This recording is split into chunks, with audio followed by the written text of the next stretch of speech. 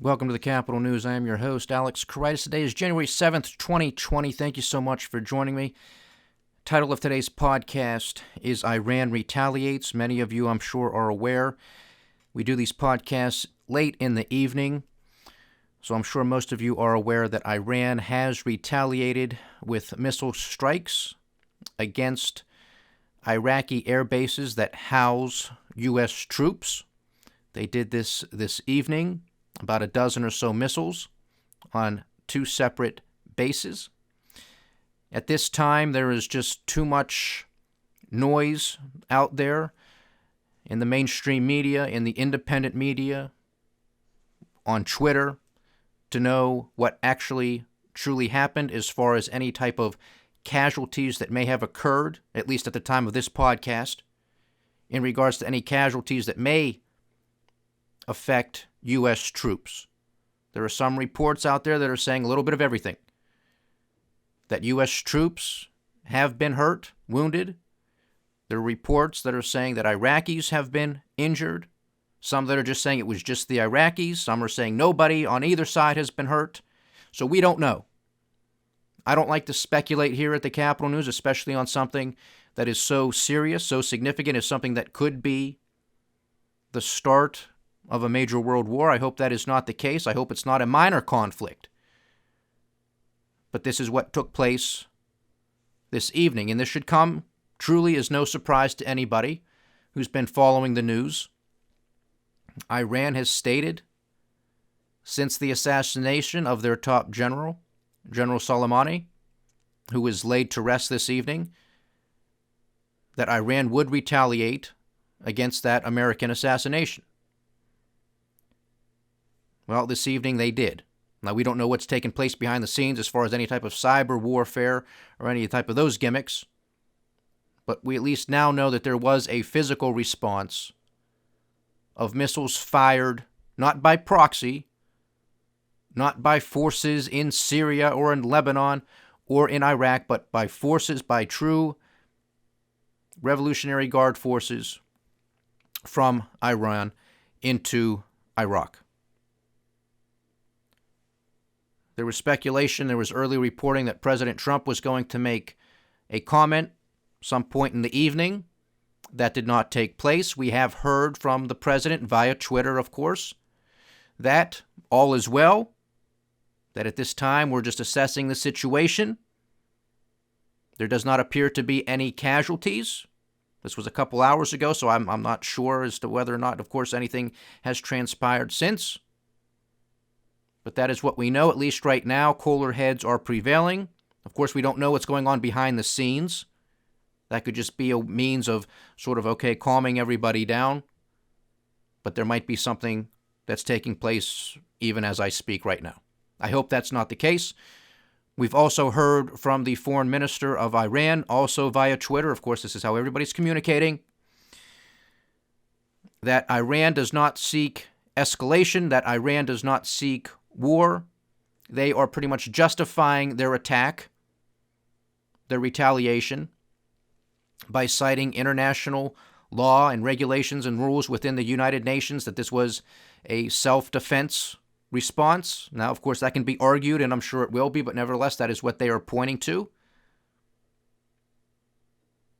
So hopefully, cooler heads can prevail. There is also speculation, if it proves true, especially, and this is not diminishing any type of loss of life or injury when it may appear when it may affect an Iraqi, but if this did not hurt, injure, kill any American or any major American hardware, then perhaps Donald Trump will not respond because he has put that red line in the sand. He wants to be the strongman. He has played the strongman ever since he started as a candidate for the presidency. So it's highly unlikely that if an American is wounded or killed, that Donald Trump will step back. Chances are he will up the ante. So it's quite possible that if there has not been any American death or casualty, that could have been it could have been intentional. That is some of the speculation, that is some of the analysis that is being put out there on the airwaves. That Iran, they just wanted to save face, and perhaps this was a means for the United States to save face as well, for there to actually be a de-escalation of tensions and not an escalation. Because if no American is hurt, that could have been by design, but the Iranians also have to save face at home. They have to say, look, we're standing up to the Americans, we're attacking, we're responding back, not just by cyber warfare or by proxy, but by declaration here with Iranian forces against American forces in Iraq. Let's hope that's the case. Not that that's good, but it's better than all-out war. It's better than all-out World War III. So let's hope that's the case, that this was saving grace, that this is saving face, that this might even have been something that was negotiated, if you can believe it, because who knows what these people do behind closed doors. But as a means of de-escalation, here's the area you can bomb. Don't hurt anybody. Don't target anybody specifically. You can save face. You can play the tough guy in Iran, in Tehran. And then we don't have to respond because nobody was killed. Maybe that was the case, or maybe it was just this was all of the thinking by the Iranians. We're going to do this to save face, but this is going to send a message to the Americans that we truly don't want to escalate. But at the same time, you cannot assassinate one of our top generals and expect us not to do anything. So again, all of this is speculation. All of this is some of the analysis that you're probably hearing on the airwaves, mainstream media, wherever you're getting your news. And that very well could be the case. And let's hope that is the case, because that does give wiggle room to both sides in Washington, D.C. and Tehran to calm down the rhetoric and to de-escalate. But that's what we know as of right now. Now, of course, the markets have swung wildly in both directions, obviously off of the initial shock and awe of the factor. You had gold spiking, silver spiking in price, crude oil, Brent, everything spiking, the stock market futures around the world, and it's obviously some that were trading live at the time, sold off. Then you had the news from Donald Trump, sort of, okay, here's the tweet. Let's cooler heads prevail. All is well. We're going to just take an assessment, and then the president is going to make comments tomorrow morning. Some of the key reports that have been put out there as of right now anyway is that there are no U.S. casualties.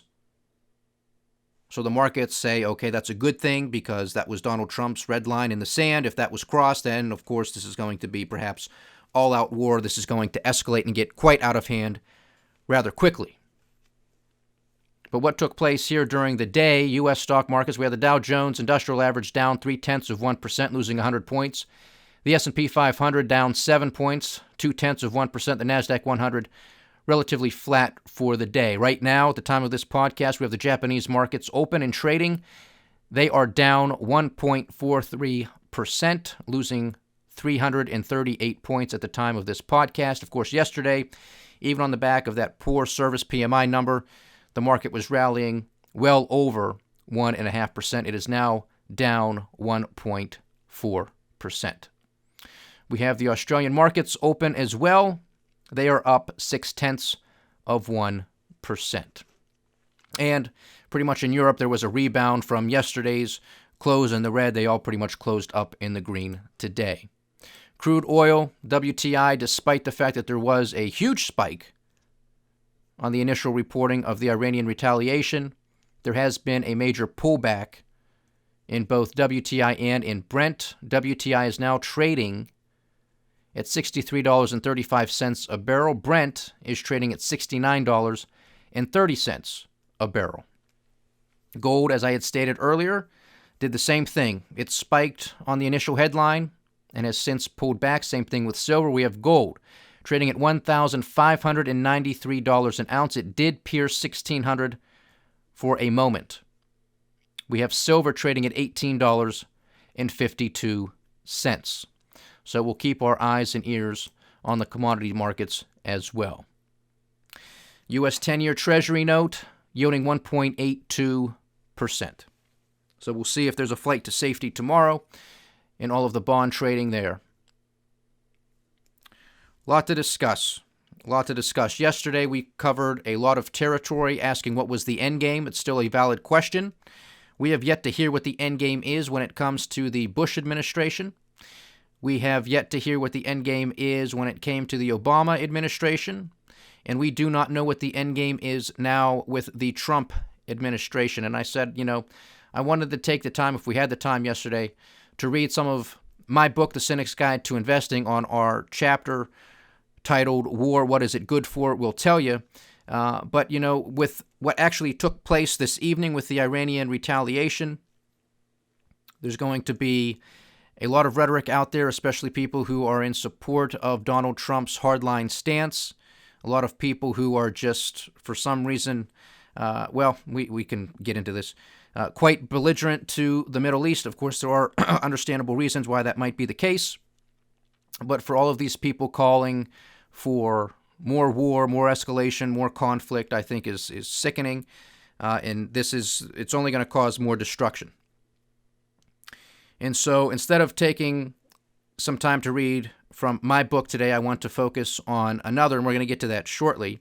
But I did want to make sure that I covered the market performance, because markets are going to be seesawing back and forth until there is some type of true resolution here. And that could take quite a while, and I imagine that it will. But let us pray for peace. Let us hope that this is de-escalation. Let us hope that the Iranians retaliated because, quote-unquote, they had to do so to save face, but they targeted the areas in which they did with intent not to hurt or kill any American. Sending a message, perhaps, to Washington, D.C. This is our message. We had to do this. We had to play the strong man. We had to retaliate, given what you did to our top general. Step back. Let's meet at the negotiating table. Either face-to-face or through proxies with Swiss delegation, with a Japanese delegation, whoever the proxy is going to be. I'm sure there's many. But I'm sure there is a lot of backroom dealing, a lot of back-channeling when it comes to diplomacy.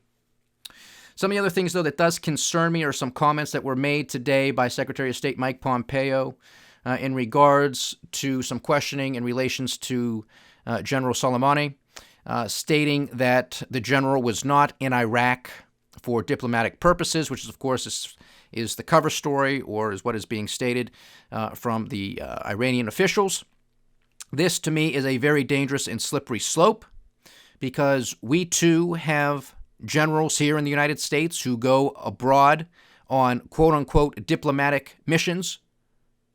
Okay, this happens. Does this now give carte blanche to the Iranians or any other government around the world to say, well, come on, you really know what they're doing over there? Because there's also no question that generals travel to plot, to come up with strategies and tactics of how to take out an enemy.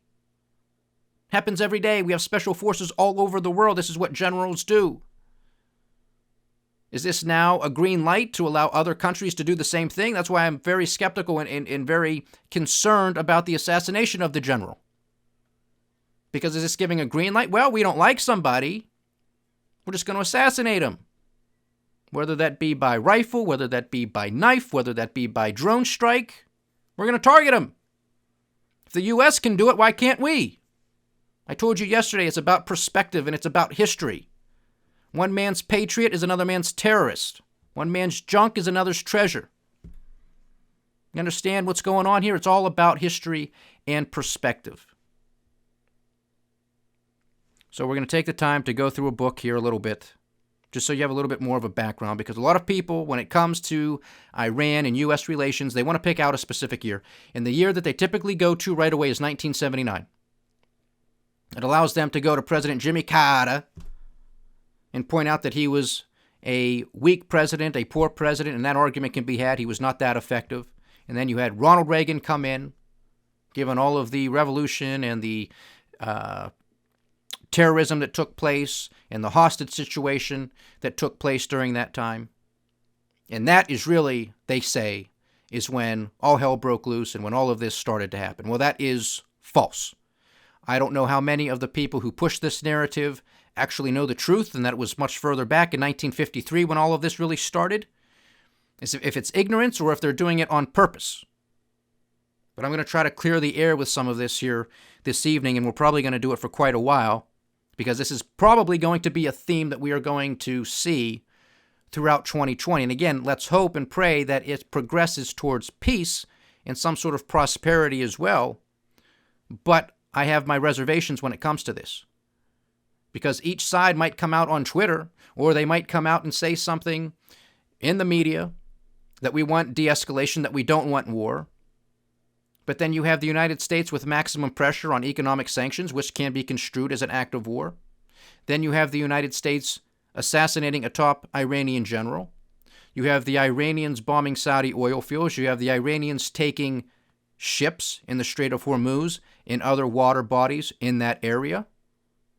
So it keeps being tit for tat, back and forth. What's this guy going to do? What's that guy going to do? And now it is escalating to drone strikes, which have led to an assassination. And now we have missile strikes from Iran into Iraq. And if you think Iraq wasn't pissed before all of this, well, they got to be fuming this evening. They just have to be. They want U.S. forces out of their country because they're in the middle of all of this now. They're right in the middle. You have U.S. bases. You have a huge United States embassy on 100 acres, about $1 billion, I think it cost us to build this thing over in Iraq. You have Donald Trump just saying, well, we want paid. We're not leaving until we get paid. I mean, seriously, is this the argument that we're going to do? I understand it, but I mean, my goodness. My goodness, you know how much money we'd have to be repaid from all of these people to get back a fraction of what we've spent just in money alone? What about the lives lost, injured, permanently destroyed due to physical injuries or due to mental injuries? I mean, come on. Also, I got recently over my phone a story from Yahoo News. This might be out there elsewhere, I'm sure. I have to talk about this briefly before we get to the book. A Boeing 737, a Ukrainian Boeing 737 has crashed shortly after takeoff. It was headed towards Kiev, Ukraine, flying out of Iran. Can't make this stuff up. I mean, is this coincidental? Is it? A Ukrainian Boeing 737 crashed shortly after takeoff in Iran. This happened this evening. I mean, is that a coincidence? Who is the impeachment centered around? Donald Trump and Ukraine. We've been talking about Boeing for months here, and the problems and the hits just keep on coming. Now, preliminary reports are that this was technical. This crash resulted from a technical problem. How they know this already, I don't know. But that is what has been reported. Now, again, at the time of this podcast, maybe there's been an update, but right now I'm talking to you guys. I don't know. And it's in Iran. I hope this wasn't shot down. I mean, you don't want any plane to go down for any reason, but I hope this was not an act of terror. I hope this was not on purpose. A Ukrainian Boeing 737. Now, I'm sure this was not a 737 MAX, but a 737 nevertheless. It is a Boeing, obviously. That is a model. You can't make this stuff up. You cannot make it up. Now, what's going to happen? I mean, was this really a technical problem? We're going to find out, and I'm sure Boeing, the share price, is not going to do too well tomorrow. But who knows? Somebody could come and bail them out. They got more debt. The Federal Reserve's there. The military-industrial complex alive and well. We might be going into World War III. Who knows? This could just be a small blip on the radar. But the other thing is, like I said, this probably is not a 737 MAX because those airlines have been grounded. So this is just your typical 737. Is this going to open up another can of worms as it relates to Boeing and all of their recent problems? I hope not, but it might be. So I just wanted to make you aware of that as well. So that's all I can really give you as far as what took place this evening. Let's pray for peace. Let's hope this was the ability for both sides, Tehran and Washington, D.C., to save face. Here's your retaliation. You played the strong guy. We assassinated your general. We played the strong guy. Now, okay, we're done. We're going to take a breather. We can talk man to man, face to face, or we can do this with back channels. Let's hope that's the case. I'm skeptical, but let's hope that's the case. Now, part of a book that I want to read to you this evening is titled All the Shah's Men. All the Shah's Men, An American Coup and the Roots of Middle East Terror. This was written by Stephen Kinzer, Kinzer. There is a 2003 version and a 2008 version. I have the latter. This is from the back of the book, and I'm going to read some of the preface to you as well, just so we can gain a little bit of historical context here so everybody isn't screaming bloody murder in 1979. As zealots in Washington intensify their preparations for an American attack on Iran, the story of the CIA's 1953 coup, with its many cautionary lessons, is more urgently relevant than ever. Remember, this was written in 2008. All the Shah's Men brings to life the cloak and dagger operation that deposed the only democratic regime Iran ever had. The coup ushered in a quarter century of repressive rule under the Shah, stimulated the rise of Muslim fundamentalism and anti-Americanism throughout the Middle East, and exposed the folly of using violence to try to reshape Iran. Selected as one of the best books of the year by the Washington Post and The Economist, it's essential reading if you want to place the American invasion of Iraq in context and prepare for what comes next. Now, that's just the back of the book. Let me get to some of the preface here. But before I do that, the author notes, states the following: there is nothing new in the world except the history you do not know. Allow me to repeat. There is nothing new in the world except the history you do not know. President Harry S. Truman. So allow me to read some of the passages from the preface. More than half a century has passed since the United States deposed the only democratic government Iran ever had. This book describes that fateful operation and reviews its disastrous consequences. It tells a story that should serve as an object lesson. Violent intervention in Iran seemed like a good idea in 1953, and for a time it appeared to have succeeded. Now, however, it is clear that this intervention not only brought Iran decades of tragedy, but also set in motion forces that have gravely undermined American national security. If the United States had not sent agents to depose Prime Minister Mohammad Mossadegh in 1953, Iran would probably have continued along its path toward full democracy. Over the decades that followed, it might have become the first democratic state in the Muslim Middle East, and perhaps even a model for other countries in the region and beyond.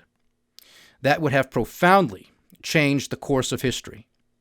Not simply Iranian or even Middle Eastern history, but the history of the United States and the world. Allow me to skip ahead a couple pages.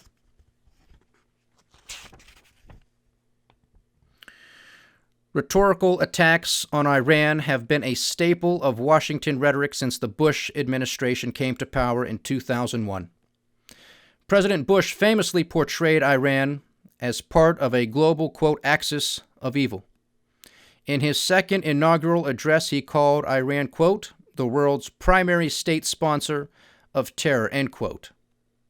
And later he warned that Iran's emergence as a nuclear power would be, quote, unacceptable. Vice President Dick Cheney has placed Iran at the top of the list of world trouble spots. Secretary of State Condoleezza Rice called Iran's human rights record a thing to be loathed. John Bolton, the former U.S. ambassador to the United Nations, insists that it is time to, quote, massively increase the pressure, end quote, on Iran, and that if sanctions and other coercive measures do not force the Iranian regime to change course, quote, then I think we need to look at the use of force End quote.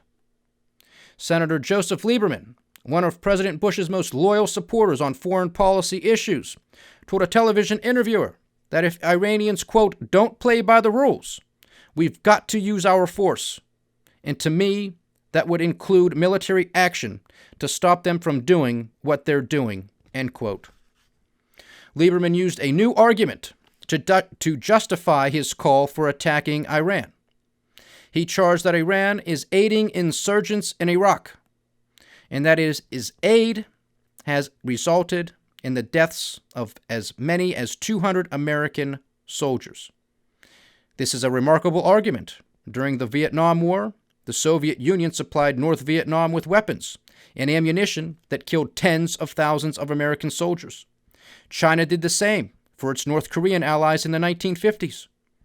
The United States did not attack the arms suppliers then, nor did the Sandinista government in Nicaragua try to attack the United States during the 1980s, when American weapons and American-trained fighters were killing Nicaraguan soldiers and civilians. Helping friends during wartime is a tactic as old as proxy war itself. Now, with the Bush administration eager to find a scapegoat for its failures in Iraq, Lieberman is urging that the United States, quote, take aggressive military action against the Iranians to stop them from killing Americans in Iraq, end quote. I'm going to continue, but just a little bit of breather, a little aside here. Isn't it amazing that it's the same names, it's the same faces? Isn't it amazing that John Bolton is once again referenced here? The former United States ambassador to the United Nations and President Trump's recent national security advisor, who of course is now in the mix of everything when it comes to this impeachment soap opera. Will he testify? Will he not before a Senate trial? I'm sure he is very happy with the economic sanctions that were placed under his tenure and under that of the Trump administration with maximum pressure. And if that doesn't do the trick, as it's stated here in a book written 12 years ago, up the ante and attack them. Make it violent. Isn't it also amazing that former Senator Joseph Lieberman is mentioned in this book? Isn't it telling that the same man, Lieberman, has been out there in the news once again recently, given our attacks and the assassination of General Soleimani of Iran?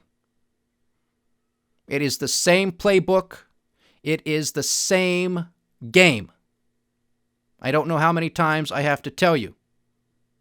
You're not going to hear this on Fox News. You're not going to hear this on CNN, MSNBC. They're not interested in this type of history. They're not interested in giving the American people the full story, or at least a fuller story and picture. They want you to hear exactly what they want you to hear. They don't want to go back to 1953 when the United States overthrew a democratically elected Prime Minister, Mohammad Mossadegh. They want to take you back to 1979 because it's convenient for their story. It's convenient for the military-industrial complex. It's convenient to point the finger at the Iranians for being the first mover. Allow me to continue with some of this other stuff. It's what Truman said at the very beginning. Understand your history. Understand it. It's what I try to say here all the time. Continuing, the United States is still paying the price, and it is a terrible one, for its violent intervention in Iran decades ago. If it attacks Iran again now, Iranians will revile the United States for another half-century. Wise Americans recognize this. Professor A. Richard Norton of Boston University, an authority on Muslim political movements, who was an advisor to the bipartisan Iraq study group, has warned that, quote, a U.S. attack would undermine pragmatic voices in Iran, provide incentives for Iran to make life extremely difficult for the U.S. in Iraq and elsewhere, and probably impede the international trade in petroleum, end quote. True words. Milt Bearden, the veteran CIA officer who directed the American-sponsored war in Afghanistan during the 1980s, has called the idea, quote, insane and asserted going to war with Iran would have no good outcome for anyone except Iran, end quote. Even Robert Gates, before he became Secretary of Defense, was part of a team that studied American options toward Iran and recommended, quote, a revised strategic approach, end quote, based on engagement and dialogue.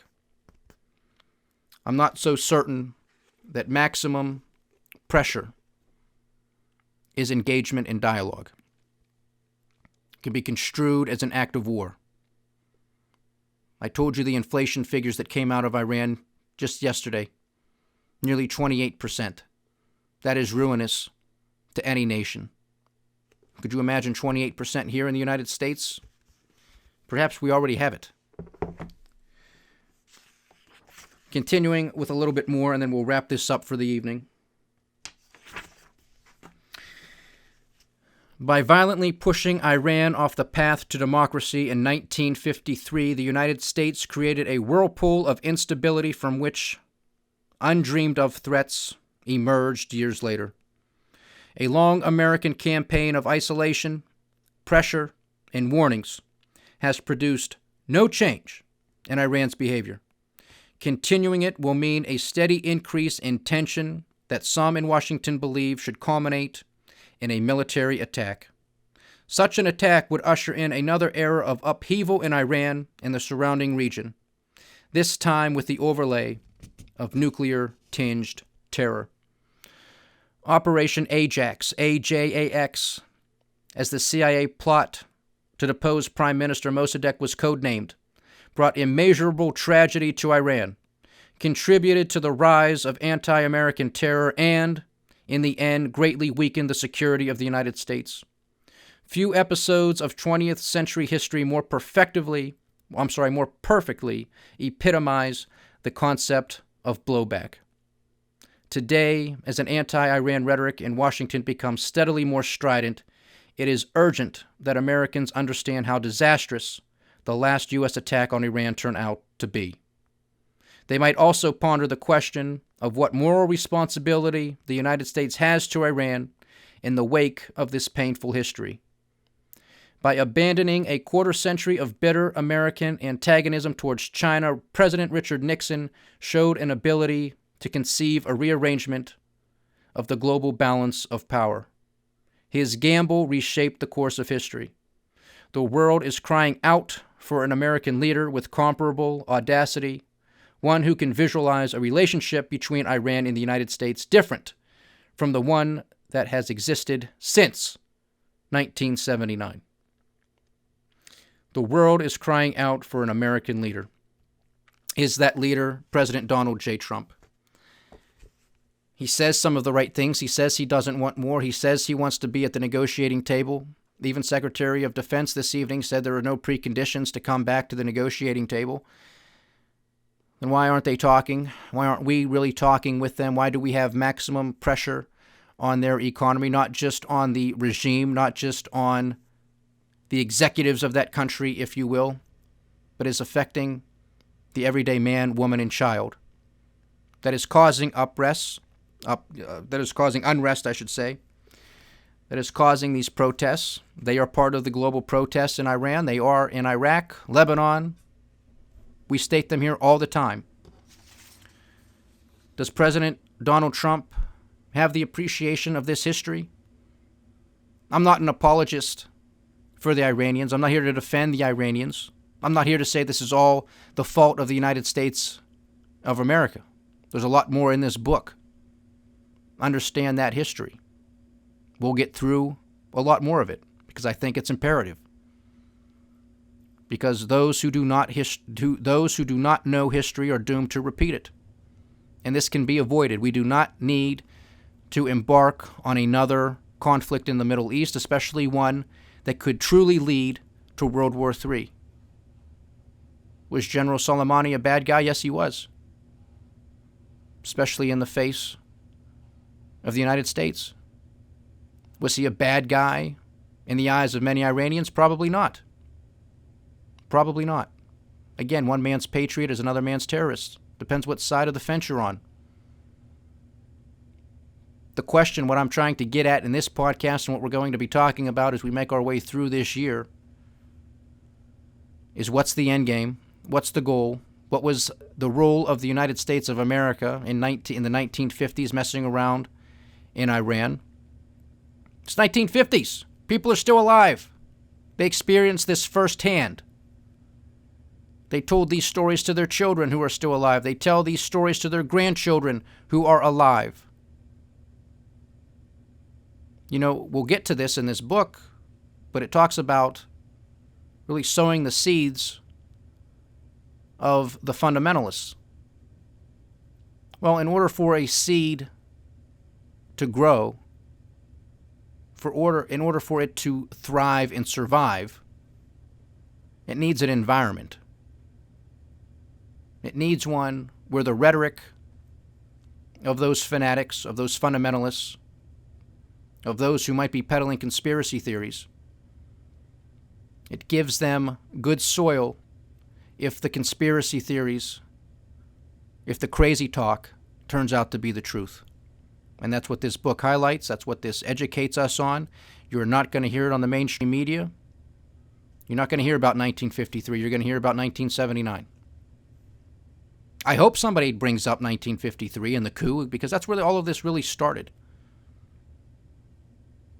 The people of Iran are very much responsible for their own actions as well. Again, I am not an apologist for Iran, and I am not blaming all of this on the United States of America, but we played a big role in it.